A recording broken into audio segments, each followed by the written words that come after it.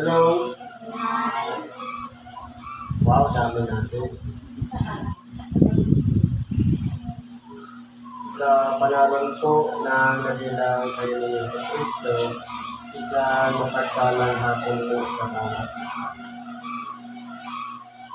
Ngayon po, andito tayo sa kalawang bahagi na kung saan atin po binabasa ang mga sitas sa bawat gawain at binibigyan po natin ng buhay para ito po yung maging baon natin sa ating pamilya at magiging gabay natin sa ating pang-araw-araw na pagbuhay.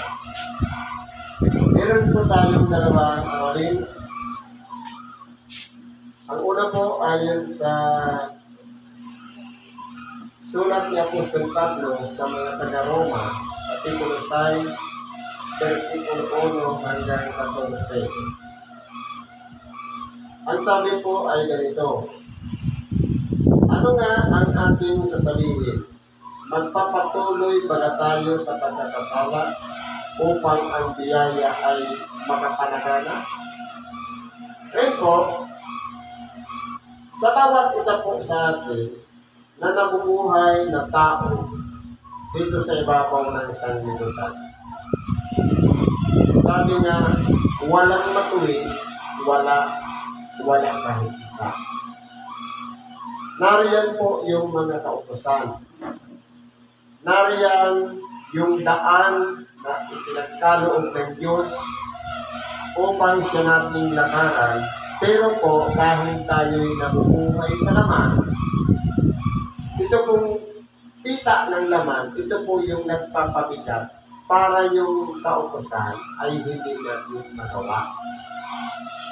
Kaya po, naramdaman ni Apostol Pablo na tinatanong niya, ano ba ang sasabihin natin? Magpapatuloy ba tayo sa pagkakasala? Paulit-ulit ba natin gagawin ang paglaban o hindi pagsunod sa kalooban ng Diyos? Dahil po, tayo pong mga tao,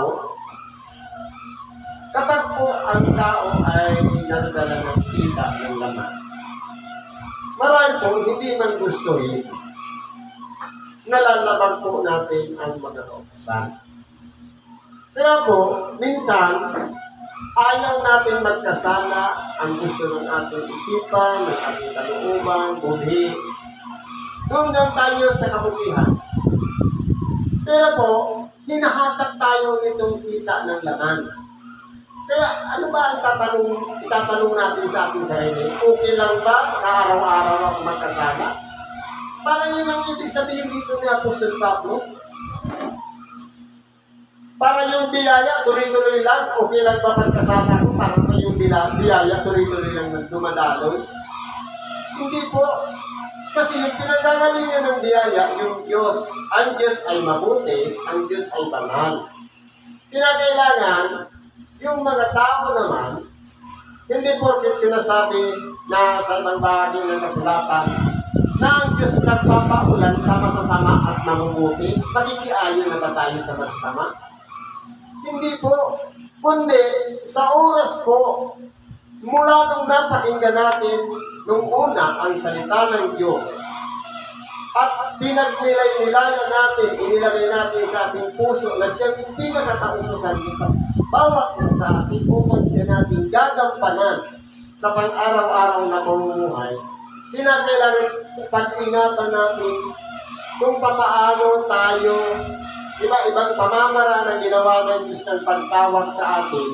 Kinakailangan maging maingat na po tayo na dapat kung maaari manaig yung espiritu sa halip yung laman.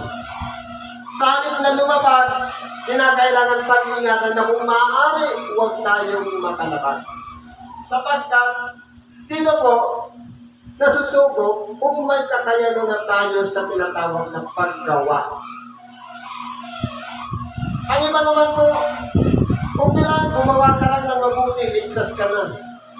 Hindi po may proseso. Una, pakikinig ng Ebanghelyo, pananampalataya, at sunod po nun, kahabagan tayo ng Diyos para patawarin tayo ng ating mga kasalanan. Ibibilang niya tayo sa kanyang kawan bilang mga anak ng Diyos o tinatawag na mga pinili o hinirang ng Diyos. Ngayon po, yung bunga, resulta na lang yun. Kaya hindi pwede na gumawa ka ng mabuti, hindi ka na magsimba, okay na, hindi. Kinakailangan pa rin natin ang makinig ng Ebanghelyo sapagkat kung papaano nga tayo nagsasalita sa pamamagitan ng panalangin, pinakikinggan ng Diyos ang ating mga panalangin, napaka-unfair naman kung yung Diyos naman ang nakikipagsalitaan sa atin sa pamamagitan ng kanyang Ebanghelyo, tapos tayo naman ayaw naman natin makinig. Dapat po, parehas, kung ang panalangin natin, pinakikinggan ng Diyos, ang Ebanghelyo niya, pakinggan din natin. Ibig sabihin, nagbibigayan tayo. Kaya ang tanong, okay lang ba magpatuloy tayo sa pagkakasala? Total, yung biyaya naman sa akin, tuloy-tuloy eh. Hindi po. Dahil ang iniingatan po dito, yung nag-iisa nating espiritu.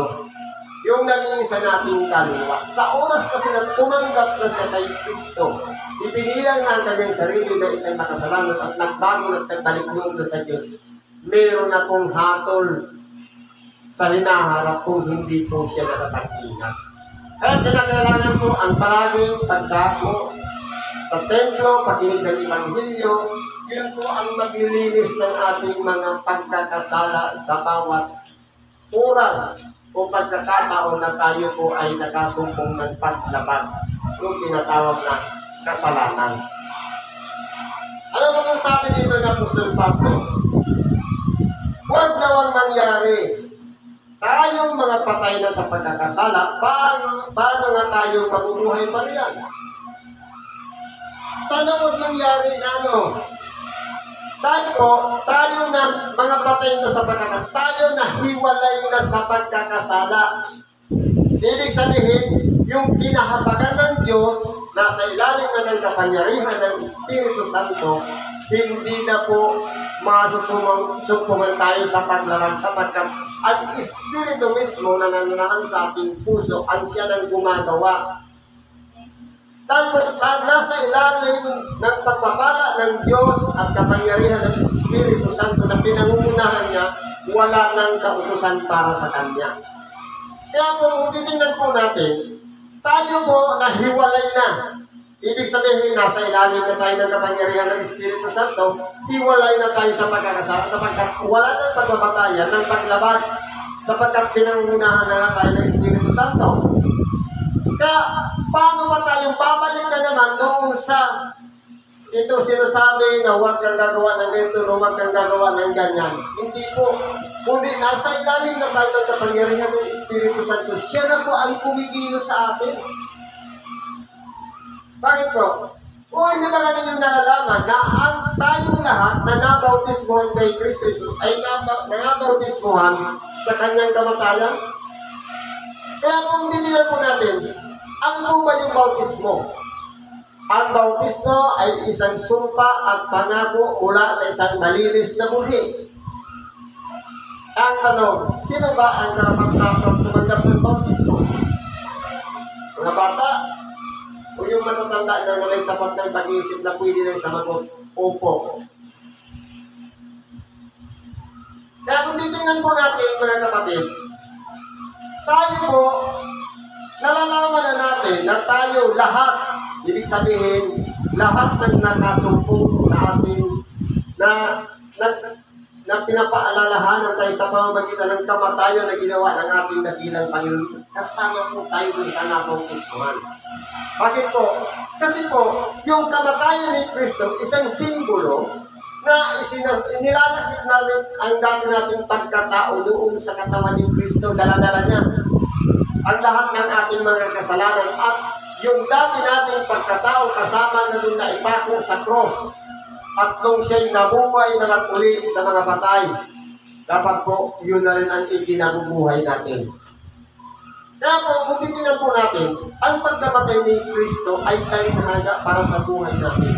Kinakailangan siyang mamatay para naman i-anyo natin ang ating sarili na namatay na rin tayo sa dating pagkatao.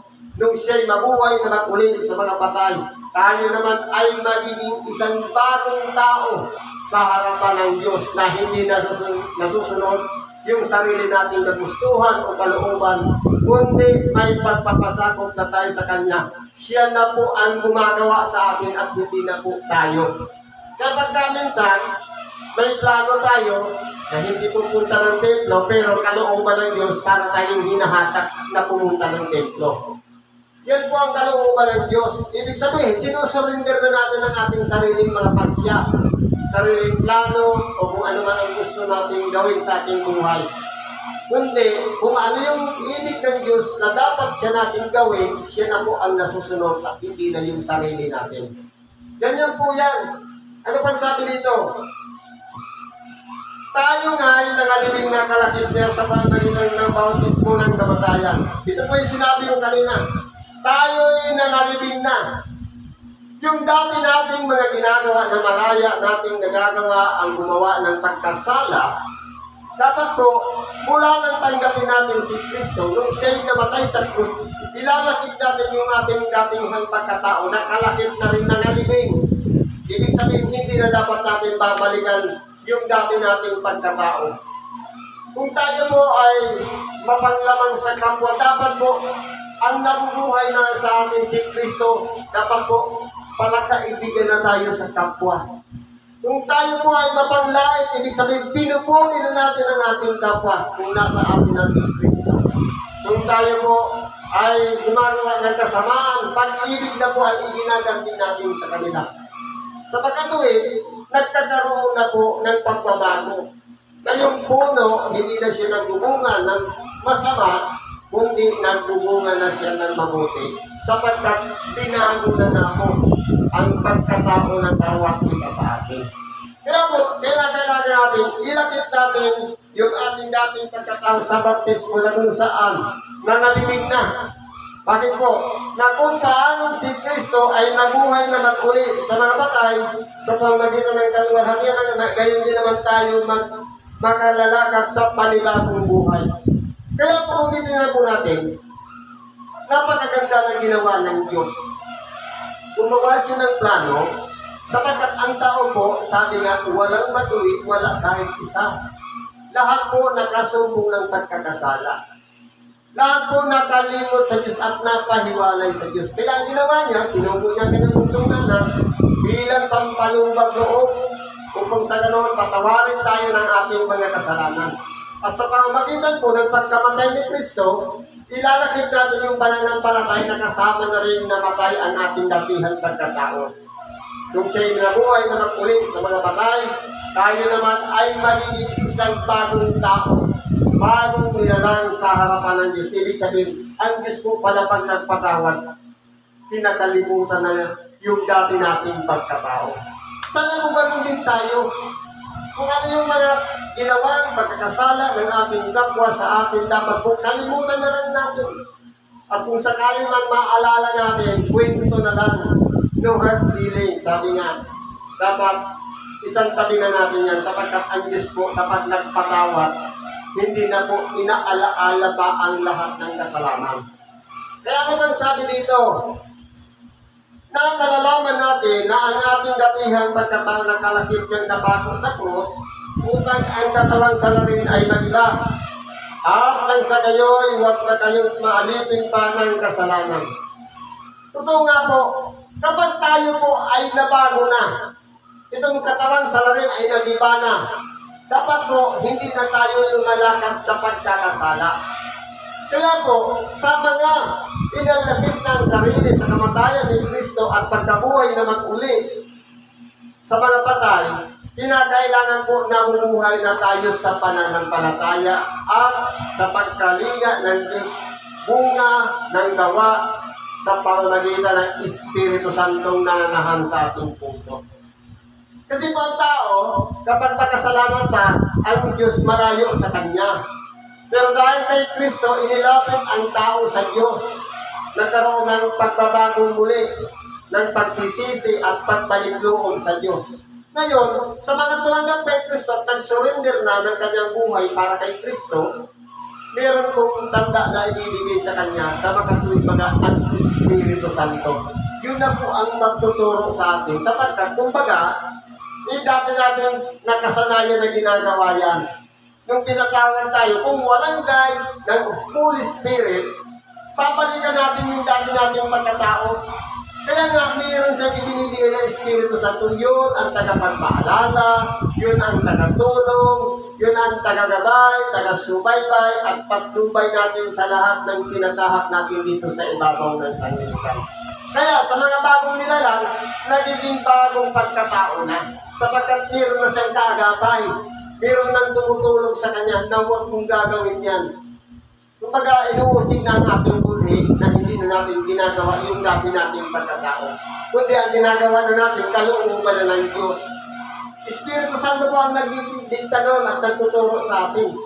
Kaya po, kung ito'y nagibana, itong salarin na katawan natin na to, ang Espiritu Santo nga mag-uudyok sa atin. Ibig sabihin, wala nang kakayahan maghari yung kita ng laman, kundi kalooban na ng Espiritu Santo.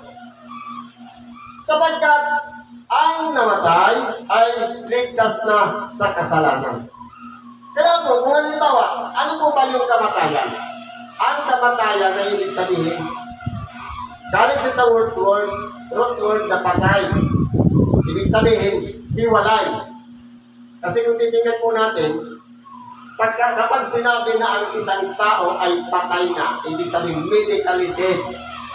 Termino ng mga doktor, kung nalabasa dito sa ibabaw ng sanglibutan, pag medically dead, ibig sabihin, humiwalay na yung kaluluwa niya sa kanyang katawan, o kaya yung espiritu niya.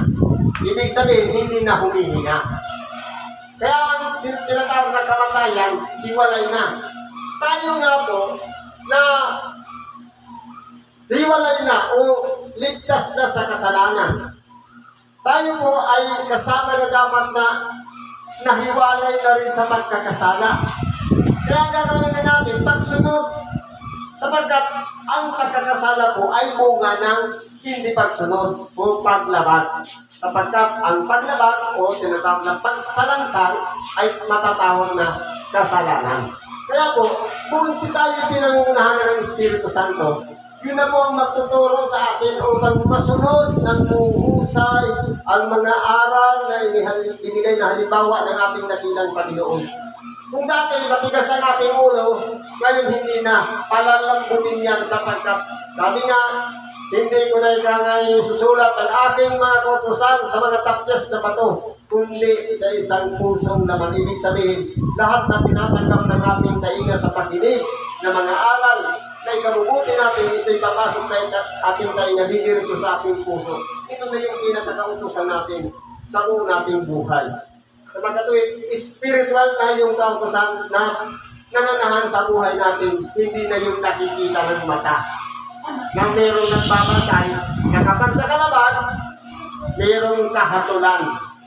Pero ngayon po, mayroon na pong, dahil sa habag ng Diyos, kumbaga, tinuturuan tayong maging isang mabuting tao sa harapan ng Diyos. Dapat, kung tayo'y nangamatay na kalakip ni Kristo, ay naniniwala tayo na mga bubuhay naman tayong kalakip niya. Totoo po, sa hindi man natin gustuhin, sa oras na isinuko natin ang ating buhay, tayo po yung mabubuhay na sa ilalim ng kapangyarihan ni Kristo. Pagaman po, mahirap, dati noon, kapag ginawan tayo ng kasamaan ng ating kapwa, kinikimkim natin. Minsan, pinatatagal natin, ayaw natin magpatawad. Pero, sa oras na tayo'y kalakip na nabago na ang ating pagkatao, hindi na po mahirap ang magpatawad ng kapwa. Sapagkat, kumbaga, parang ordinaryo na lang ang pagpapatawad. Sapagkat pinapractice po yan. Hindi ibig sabihin na sa bibig lang nagmumula ang pagpapatawad, pero sa puso, hindi naman. Ang kalalabasan natin yan, mga parisiyo, mga tayo babaw, na sinasabi lang ng bibig na nagpatawad na, pero sa puso parang wala pa. Hindi magkakaroon ng buwang yan si Kristo sa ating puso. Ni maging ang Espiritu Santo sa ating puso, kung ang kabigatan na yan ay naririyan pa rin sa ating puso. Kaya kinakailangan po, maging totoo tayo sa harapan ng Diyos, maging totoo tayo sa harapan ng ating kapwa. Kapag tayo mo ay nagpatawad na rin, dapat po, kinakalimutan na rin natin yung pagkakasala na ginawa ng ating kapatid. Sapagkat ang kamatayan na ikinamatay niya ay kanyang ikinamatay na minsan sa kasalanan. Dito po, ito yung pinakamagandang aral. Si Kristo minsan lamang namatay.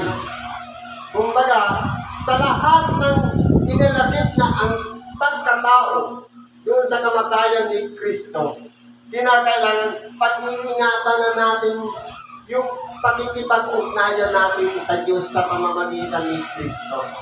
Hindi na po pwede na bumalik na naman tayo sa dating pagkatao. Sapagkat minsan lang po siya nagalay ng kanyang buhay. At hindi niya na muling gagawin na bumalik dito sa ibabaw ng lupa para ipanganak muli ng isang birhen para mabuhay bilang isang tao at pagkatapos iaalay niya na naman ang kanyang sarili para ipako sa cross. Minsan lang niya po yung ginawa. Kaya po, hindi maaari na babalik na naman tayo noon.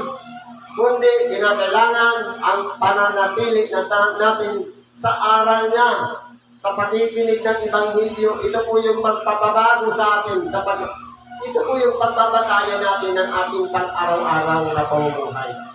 Mahirap po kung babasahin natin ang mga turo ng ating dakilang Panginoon. Mahirap po sa unang unawa natin. Dahil limitado lamang ang kakayahan ng ating utak.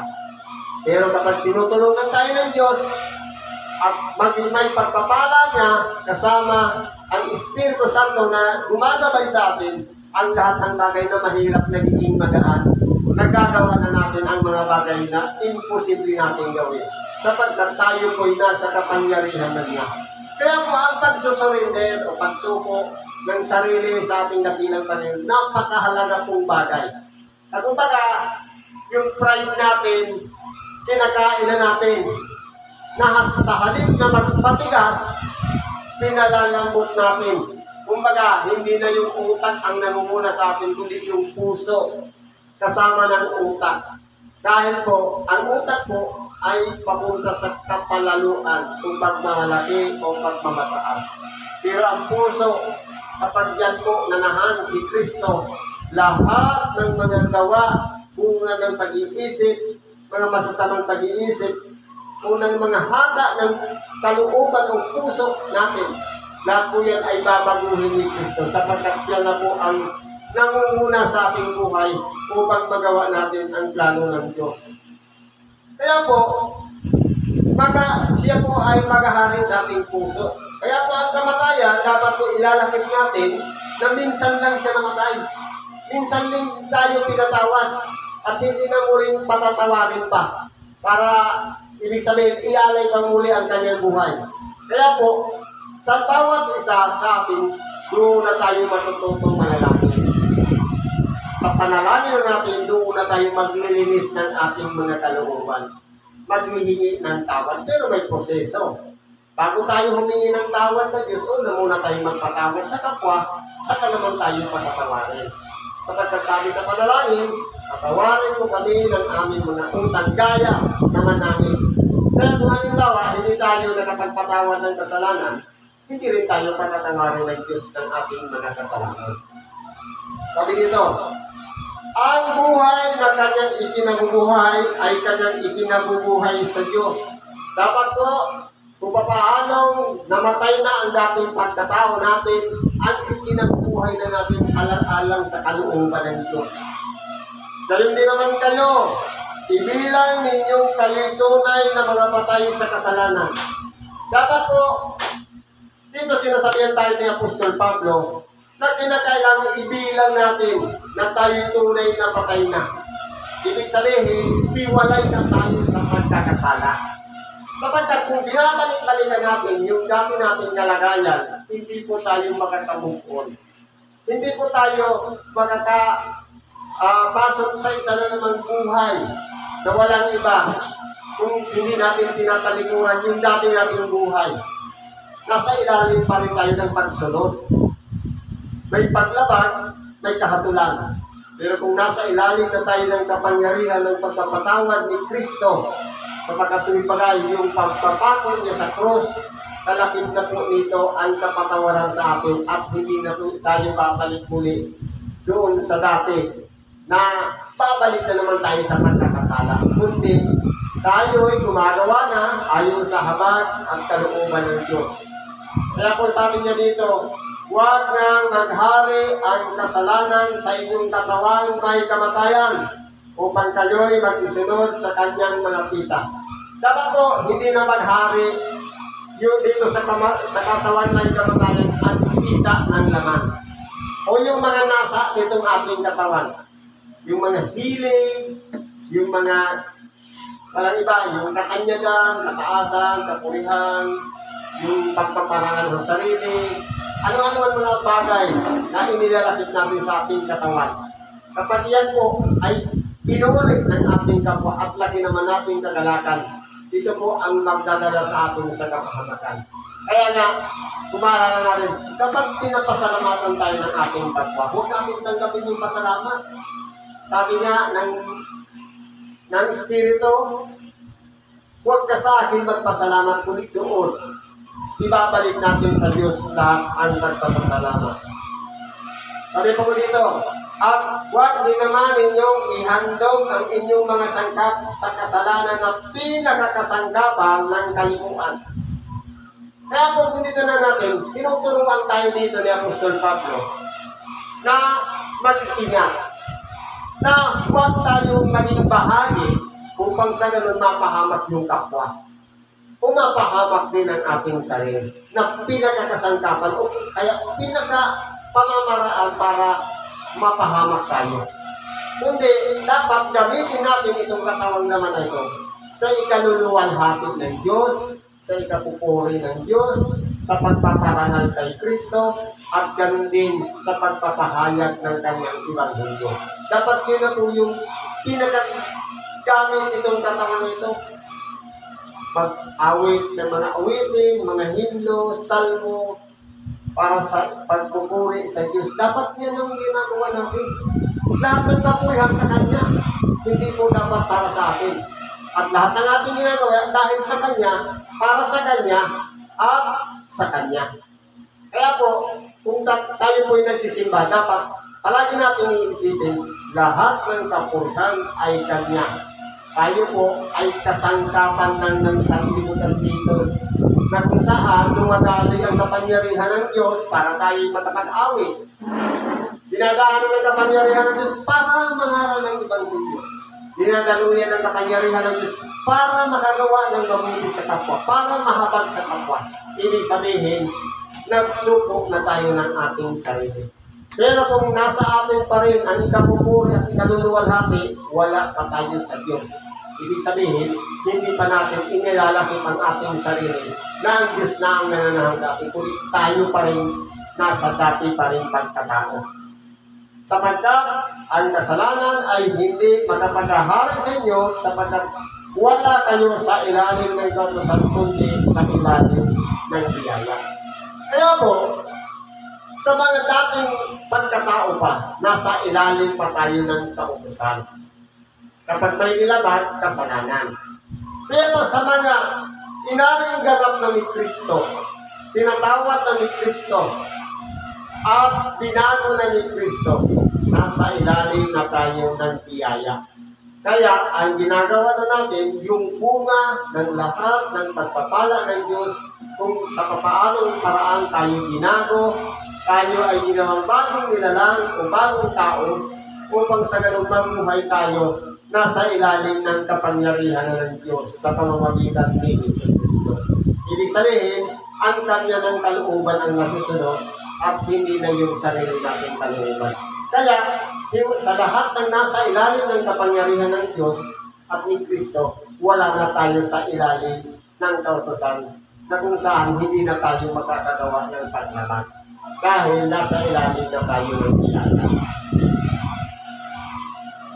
Siguro hanggang dito na lang ang nakikipahagi natin ng Ebanghelyo sa oras na ito. Salamat po sa Diyos at pagpalain tayo. Ano man po ang mga karaingan natin, kahilingan man, problema, karamdaman man, kahirapan, idulog po natin lahat sila sa Diyos at ipagkakaroon niyang katiwasayan ang ating pag-iisip na pagharian tayo upang maging sulit ang ating pananampalataya sa Kanya.